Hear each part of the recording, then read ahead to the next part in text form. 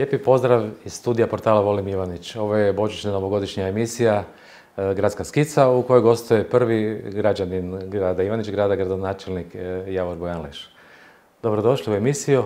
Evo, 2019. zapravo zatvara lagano vrata, a 2020. nam se ukazuje. Pa evo, 2019. je sad već stvarno iza nas i mogu reći da je ona bila za gradsku upravu jedna dobra godina. Znači, puno toga se uspjelo odraditi u toj godini, puno tih investicija smo i završili, neke smo važne i započeli. Drago mi je evo da smo uspjeli kao najveću investiciju u ovoj godini zapravo završiti sportsku dvoranu u Posavskim Bregima. Radi se evo o objektu koji je već sada u punoj funkciji, koji je potpuno u 100% kapacitiran, što znači da je stvarno bila i potreba. Jedan objekt koji ima zapravo u sebi dvije dvorane, manju dvoranu za borilačke sportove i veću dvoranu koja se koristi i za tjelesni, koriste i mnogi drugi sportaši. I zapravo je sama dvorana kao objekt lijepa i dala je potpuno jednu novu vizuru tom dijelu našega grada i našega kraja.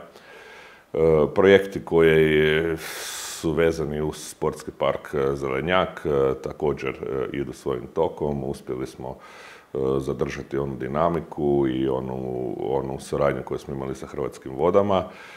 Završili smo taj dio, mi smo to nazvali druga faza šetnice, također smo potpisali ugovor za nastavak gradnje šetnice dalje, za treću fazu. I čisto evo radi nekakvih vremenskih uvjeta još nismo uveli izvođača u posao, inače smo proveli i nabavu i izvođači imamo i očekujem da će ona sad u veljači također krenuti. Vezano s Hrvatske vode također je važno reći da je krenula zamjena svih vodovodnih cijevi u gradu, 45 km, znači vodovodnih cijevi se mijenja. Imamo 3 izvođača, sva 3 izvođača su krenula sa poslom. Dinamika je dobra, čak nešto bolja od očekivanoga, što je isto dobra stvar. Naravno da apeliram opet ovom prilikom i na strpljenje ljudi, s obzirom da ima i bit će dosta kopanja po ulicama uz naše ulice i bit će onda i blata i svega onoga što ide uz to, ali naprosto je to nužno za napraviti. Također smo uspjeli u ovoj godini i napraviti značajnije radove u naselju Siporex, mi to popularno zovemo, radi se o 3 ulice koje smo kompletno opremili infrastrukturom. Nekakvih manjih problema na kraju je bilo, vezano uz neke poteškoće u samim cijevima koje su na nekim mjestima bile oštećene, govorimo o kanalizaciji, ali to je sada riješeno, znači sanirani su svi ti nekakvi nedostaci i evo sam objekt će biti preuzet i zapravo je u svojoj punoj funkciji. Uspjeli smo znači također i završiti drugu fazu uređenja u Pučkom otvorenom učilištu Gradske knjižnice. Znači ona je proširena, opremljena je na novo sa kompletnom novom opremom. U tom kontekstu znači imamo još u ovoj godini koja je ispred nas samo završiti. Vrijednost tih radova će biti oko 380.000 kuna, ovaj prednji dio. Ulazni dio imat ćemo potpuno obnovljenu zapravo gradsku knjižnicu. Također smo ove godine obnovili i bivšu zgradu koju smo mi zvali komunalnog centra ili komunalca, kojih evo više nema tamo i to je sada ili komitet nekada. I nekadašnji komitet. Evo ga, nakon što smo stvarno u tu zgradu uložili i prije i povukli novce iz Europske unije, sredili fasadu i sve ono izvana ju dopeljali u red i dali joj novi sjaj. Ona je u ovoj godini u punoj funkciji zapravo postala škola, visoka škola Ivanić-grad. Gore na katu smo redili značajno prostorije škole, studenti su unutra, ta cijela priča se lijepo razvija i ide dalje i također evo smo uspjeli staviti i to u značajniju funkciju. Dosta smo imali ulaganja i vezano uz otpad, uz znači komunalnu tvrtku našu Ivakop. Evo, reciklažno dvorište je pred samim završetkom. Također i građani znaju da mi odvojeno prikupljamo otpad, da smo uspjeli na neki način zadržati relativno dobru cijenu, s obzirom da sve to, znači puno puta tu nema te logike i ljudi razmišljaju pravilno sada nešto odvojeno prikupljamo, sad je to jeftinije, ali mislim da je tu bila i direktorica da je to objasnila da zapravo nije ništa jeftinije nego je još i skuplje, još mi moramo plaćati drugima da to na kraju preuzmu. Ali se trudimo u toj ekološku svijest razvijati i kod nas stvarno ne ide sve ono u jednu kantu pa na kraju, nego sve na hrpu, kako ima sredina i takvih. Mi stvarno odvajamo i na taj način otpad i kasnije distribuiramo, koji više nije otpad nego je sirovina. I uspjeli smo evo sa tom otvaranjem još jedne plohe, uspjeli napraviti te pomake i u tom kontekstu cijele te priče.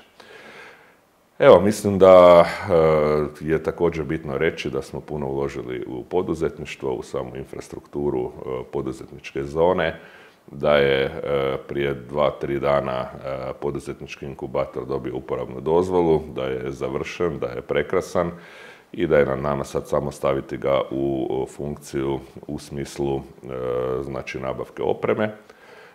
Planiramo u krajem veljače otvoriti znači, poduzetnički inkubator. U razgovoru evo, sa direktorom igre čujem da je interes velik, da će on biti popunjen i da će znači, ta cijela priča zapravo pozitivno krenuti dalje. Moram reći također da u toj našoj zoni u prošloj godini se javila i ta velika investicija američkog investitora, da smo u kontaktu, da očekujemo ove godine i da nam država dodijeli još 80.000 kvadrata državnog zemljišta u našoj zoni koje imamo i imamo evo i najamu i tog investitora i drugi da su zainteresirani još za kupnju zemljišta. Također, evo, jučer na domjenku je gospodin Golubić pripremio jednu prezentaciju o stanju nekakvog gospodarstva u gradu, gdje sam stvarno i ja, evo, prvi put vidio to, on to dosta ažurno s tim brojkicama barata. Stvarno, evo ga, i gotovo duplo je porasao izvoz svih gradskih tvrtki, nekakvih 18% je povećanje prihoda svih poduzeća u gradu Ivanić Gradu, materijalnih, povećanje broja zaposlenih u gradu također značajno, a ono što ja preko čega na neki način mi to vidimo u gradu je stvarno proračun grada koji se puni dobro i gdje upravo ti prihodi od poreza koje zapravo proizlazi iz samih plaća, iz količine plaća i visine plaća, se puni, znači proračun, imamo prihode nekoliko milijuna veće nego prije, što znači da je ipak ukupno gledajući situacija pozitivna i da se svi skupa krećemo naprijed. Naravno, nije to sve zasluga samo grada i nekakve gradske vlasti, nego ukupnog vjerojatno okruženja u kojem danas živimo. Evo, mislim da sport je i dalje naš cilj, u tijeku su i radovi na sportskom parku i dalje. Krenuli su radovi znači, koji su vezani uz stadion, uz nogometni klub. Momentalno se uređuju te svlačione koje će biti gotove iduće godine.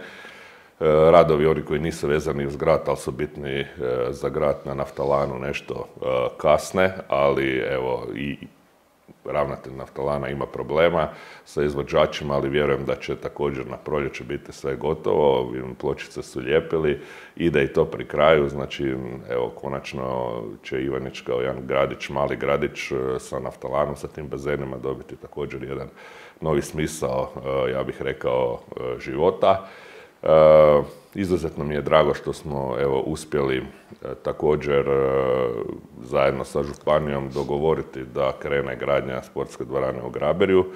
O tome se evo, pričalo već desetljećima, koliko ja znam, priča se o toj dvorani, o potrebi, ona stvarno je.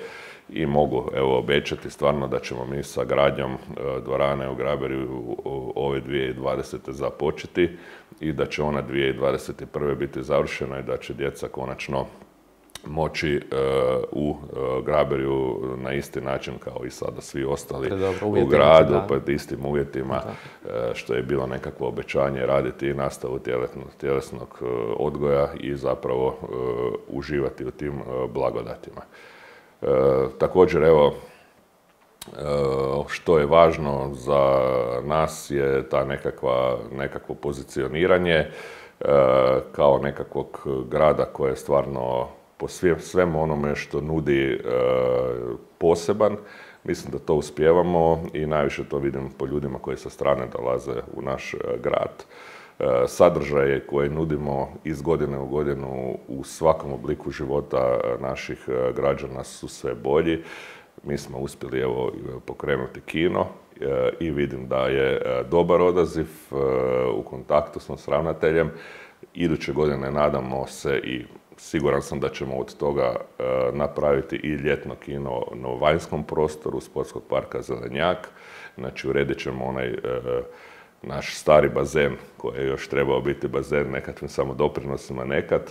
Sada neće biti potrebe da bude bazen, pošto bazeni su preko Lonje. Ovdje će biti jedna otvorena pozornica, otvoren prostor, imat ćemo ljetno kino, znači još jedan dodatni sadržaj cijelog toga sportskog parka. Drago mi je da evo i kazalište u Ivaniću je potpuno saživjelo. Meni ljudi iz Zagreba nazivaju i dolaze u Ivanić grad na predstave, što je evo isto zapravo bilo nezamislivo ili gotovo nevjerojatno. I cijeli taj život grada je po meni znači stvarno jedan pristojan, kakav možda je kvaliteta života definitivno bolja nego i u velikim gradovima. Drago mi je da su se stvarno sve nekakve strukture grada, svi koji su vezani s grad upravo prema tome, svi okrenuli nekakvo to zajedništvo svih nas, ipak nas gura prema naprijed. Ja mislim možda samo nekakve pitanje, znači ovako, Ivanić grad isto jedan od mjesta gdje više ljudi dolazi nego odlazi. Tako je. Evo, to je zahvaljujući svim ovim razvoju strukture i mogućnosti zapošljavanja. A onda pitanje jedno bi bilo koje ljudi obično ovako kažu i zapravo bi željeli. Mi smo jedini grad u Zagrebačkoj županiji koji plaća cestarinu. To je ona priča. Kako se ta priča razvija? Znači, mi smo jedan od dva grada koji plaćaju cestarinu. Jastrebarsko isto plaća cestarinu, Ivanić grad. Pa ja sam već puno puta stvarno ta nekakva naša borba i moja borba za tu cestarinu traje već godinama, pa koliko je moj mandat. Možda je teško to povjerovati ili je ili nije, ali definitivno je nemoguće u ovom trenutku utjecati na cestarinu. Stvarno, evo, na sve moguće načine smo razgovarali i nije u mogućnosti niti dobiti posebnu cijenu za građane Ivanić grada, niti je moguće smanjiti. Znači, jer ta cijena, nažalost, utječe na sve druge cijene, onda niz cijelu autocestu i to se radi, onda ne radi se samo o nekakvim prihodima s ovog područja, nego je to značajnija suma. Jedno vrijeme je bila priča oko vinjeta, to bi riješilo naš problem definitivno, to je ono čemu smo se nadali. Evo, prije par godina, mislim 2 godine je to ministar Butković kad je došao, to je bila neka vaga. Tu smo se nadali, međutim ono što smo uspjeli i što smo i u razgovoru evo sa ministrom koji je bio u Ivaniću i sa direktorom Hrvatskih cesta koji je bio u Ivaniću u problematici i vozili smo ih samom prometnicom. Našlo se to rješenje na koje su Hrvatske ceste pristale, a to je da se ta cijela dionica ceste znači proglasi državnom cestom, što je i učinjeno u prošloj godini, znači to je bila županijska cesta, ona je sad proglašena državnom cestom i evo danas na karte kad uguglate državne ceste, ona vam je označena službeno kao državna cesta i odlukom vlade je preimenovana. I momentalno su u tijeku projektiranja, znači Hrvatske ceste su provele natječaj za projektiranje, odabrale izvođača i projektira se. Znači, sada se projektira rekonstrukcija ceste u punom profilu državne ceste sa znači kolnikom koji treba biti, znači 6 metara sa nogostupima. I ja očekujem da će ona biti u ovoj godini 2020. isprojektirana sa dobivenim građevinskim dozvolama i nakon toga će ići u rekonstrukciju. Znači ta cesta, znači dijelovi će se izravnavati po projektu, dijelovi će se širiti, ona će ići u nekoliko faza jer radi se o ogromnim novcima. Upravo iz tog razloga je i preimenovana u državnu cestu, jer niti grad, niti država nemaju tu količinu novaca koja je potrebna da bi se takva cesta uredila. I očekujem, znači, u tim sljedećim godinama da ćemo kroz nekakve 2-3 dionice tu cestu kompletno rekonstruirati i da će ona zapravo zadovoljiti sve standarde državne ceste i tada će to biti jedna nova, evo ga, situacija za nas. A politički se nadam da će se do tada već uvesti i vinjete, pa će nam ostati vrhunska cesta, a možda nećemo plaćati ni autocestu, pa ćemo u nekoj skoroj budućnosti možda imati i 2 prometnice. Biće pozicija win-win, kako kaže Vergati. I još možda ovako za kraj, kao sportski ovaj dio, bez obzira što Tenisačići je veliki teniski klub i stalno već tih 30 godina sanjarimo o tome da ćemo imati čvrsti objekt za zimski dio, da ne moramo ići u Dugo Selo. Dobro, sad je jedan privatnik, kod njega dolazimo, ali isto je to, ovo je baš gradski dio priče. Pa imate li tu kakvi planova, jer to nam je, na svakoj skupštini razgovaramo o balonu. Pa, mislim, razgovarali smo nekoliko puta, razgovarali smo evo o tom sportskom parku Zelenjaku, o takvom objektu na Zelenjaku. Uvijek je to naravno nekakav prioritet i nekakav prioritet novaca i uvijek, recimo, ta priča sa tim nekakvim čvrstim objektom uvijek krene prvo sa balonom. Idemo nekakvi balon na napuhavanje i onda to ispadne, ok, taj balon na napuhavanje je super i on košta nekakvih, ne znam, 150.000 nečega. Ali onda to nije dobro, onda treba i ovo, onda treba i ovo i ovo. I mi kad god dođemo do nekakvog čvrstog objekta, nikad ne završimo ispod 4 milijuna kuna tu priču. Znači ona uvijek dođe malo još ovo i mi smo onda na 4 milijuna. Onda to više nije nekakva šala, to je jedna ozbiljna priča, ne? Tako da mi je drago da imamo privatnog investitora koji je to pokrenuo i ako je to u redu i zadovoljava, ja inače ipak sam pobornik uvijek tog privatnog interesa, ako on može na bilo koji način riješiti interes i nađe se taj interes da se tu zadovolji potreba građana, da je to za nas bolje. Evo, jesmo i ove godine smo razgovarali o tom rješenju i ima jedan, evo, upravo gospodin Silov koji je i šetnicu projektirao predivca, znači dao je sad idejno rješenje jedne takve opet građevine koje smo nešto radili. Znači, planovi postoje, ali ne mogu sad reći da će to biti napravljeno u nekakvom kratkom vremenskom roku. Mislim da će se to igralište o kojem je nekad bilo rukometno, gdje je rukomet započinjao u ovoj godini, da ćemo se malo pozabaviti također njime u kontekstu nekakvih novih podloga i to je moguće koje bi mogle biti čak i za tenis i multifunkcionalne. Ali mislim da još u ovoj godini nismo u mogućnosti započeti tu priču čvrstog objekta samo za tenis. Hvala lijepo, gradonačelniče. Evo, prilika da možete čestitati građanima. Evo, predbožićno je vrijeme, koristim ovu priliku da svim građankama i građanima Ivanić-Grada čestitam.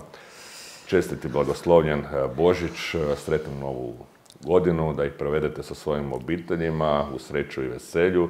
Svima želim puno zdravlja i nadam se da ćemo svi zajedno u godini koja je ispred nas učiniti sve da Ivanić-Grad bude još bolji. Hvala, gradonačelniče. Ovo je bio gradonačelnik Ivanić-Grada Javor Bojan Leš. Vama, dragi radoznalci koji gledate gradsku skicu portala Volim Ivanić, sretan Božić i sretnu Novu godinu. Možda za onu parolu koja zapravo funkcionira uvijek, ali to vam želimo u 2020. Želim vam da što više izazova, to više uspjeha. U ime redakcija portala Volim Ivanić i 01 portala, još jedan puta sretna nova. Pratite nas na društvenim mrežama. Evo, do sljedeće godine. Lijepi pozdrav.